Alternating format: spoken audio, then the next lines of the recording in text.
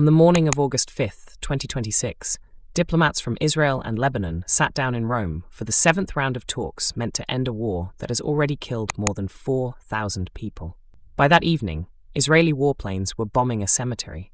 This is not the first time a ceasefire in Lebanon has collapsed while the ink was still drying on the negotiating table.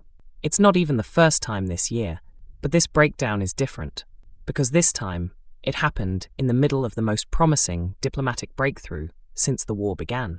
And that timing is exactly what makes it worth asking. Is this a ceasefire that keeps failing by accident, or one that was never designed to hold? To understand what just broke, you need to understand how fragile it already was. The current Israel-Lebanon ceasefire was signed on April 16, 2026, brokered by the United States after weeks of escalating war that had already displaced over 1 million people and killed more than 2,000. It was supposed to be a foundation, a pause that would let negotiators build something permanent. Instead, it became a pattern. In just one weekend at the start of August, UN peacekeepers recorded 125 separate Israeli air violations over Lebanese territory, more than 400 combined hours of aircraft in Lebanese skies, alongside surveillance drones hovering directly over UN positions. Peacekeepers also documented active troop movements and military engineering works on the ground, months after the fighting was supposed to have stopped. This is not new behavior. The ceasefire before this one, signed back in November 2024, was violated, by Lebanon's own count, more than 2,000 times before it finally collapsed entirely. 15 people were killed in those violations alone, including a Lebanese army officer.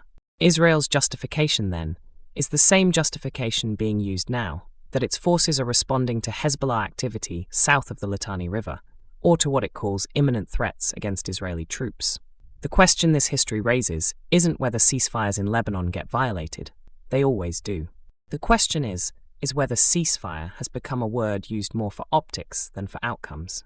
So what actually happened this week? On Tuesday, August 4th, as the seventh round of Rome talks opened, Lebanon's state news agency reported 6 separate Israeli ceasefire violations in a single day. The following day, the Israeli military escalated dramatically, ordering residents of the village of Mansouri to evacuate immediately, citing what it called a blatant violation of the ceasefire by Hezbollah. Israel gave no public details of what that violation actually was. Hours later, Israeli aircraft struck the town of Tibnin. The strike hit the roof of a prayer hall inside a cemetery. 1 person was killed. 12 more were wounded. Israel's official trigger for the broader escalation came from a different incident entirely. 2 Israeli reservist soldiers killed and 4 more seriously wounded after an explosive device detonated in the southern town of Majdal Zoun. Israel's military responded by launching what it called a new round of precision strikes against Hezbollah targets across the south. 2 soldiers died. 1 civilian strikes on a cemetery, an evacuation order, and all of it unfolding less than 50 kilometers from where diplomats were sitting across a table from each other in Rome, trying to finalize the very framework meant to prevent exactly this. Here's where the story gets harder to explain away as coincidence. Back in June, Israel and Lebanon had actually reached a framework agreement, a real one, with real mechanics. It called for the phased disarmament of Hezbollah, a gradual Israeli troop withdrawal from southern Lebanon, and the deployment of the Lebanese army into so-called pilot zones to fill the vacuum. That framework is what brought both delegations back to Rome this week for round 7 of talks. And then, mid-negotiation, the talks ended early. Accounts of why conflict directly. Israel's ambassador to Washington accused the Lebanese delegation of repeatedly leaking false information to Lebanese media. Lebanese officials have pushed back on that characterization. Neither side has offered a fully consistent public account of what actually broke down in that room. Meanwhile, the US State Department tried to project calm, insisting talks would resume the next day as planned, and that technical teams made progress on implementing the framework. But the optics were already set. Israeli warplanes were flying military operations in Lebanese skies at the exact hour American diplomats were calling the negotiations productive. Lebanon's Prime Minister, Nawaf Salam, didn't accept that framing. He called the strikes a blatant violation of the ceasefire and a flagrant breach of Lebanese sovereignty and international law. It's a charge Lebanon has made dozens of times over the past 16 months. It has yet to change the outcome even once. There's a structural reason this cycle repeats, and it isn't simply that Israel is breaking a ceasefire it agreed to. Israel's public position is that Hezbollah continues rebuilding its military infrastructure south of the Litani River, in direct violation of the same agreement, and that Israeli strikes are enforcement, not aggression. Israel has occupied positions in southern Lebanon for years, some dating back decades, and has expanded its footprint more than 10 kilometers into Lebanese territory during the current offensive. From Israel's perspective, withdrawal without disarmament simply resets the conditions that led to war in the first place.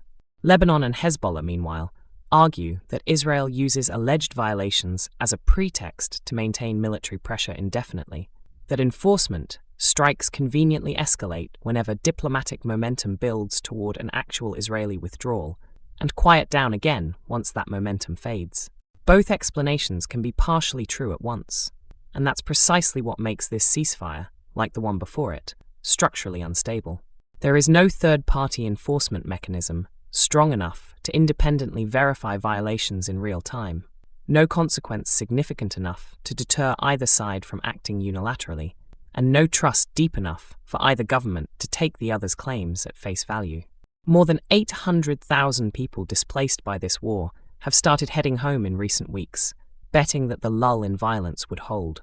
Over 360,000 are still waiting, still displaced, still watching whether Rome produces something durable or just another temporary pause before the next blatant violation.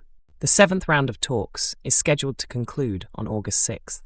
Whether it produces an actual enforcement mechanism or simply another framework agreement destined for the same fate as the last two, may determine whether this becomes ceasefire number 3 to collapse in Lebanon in under 2 years.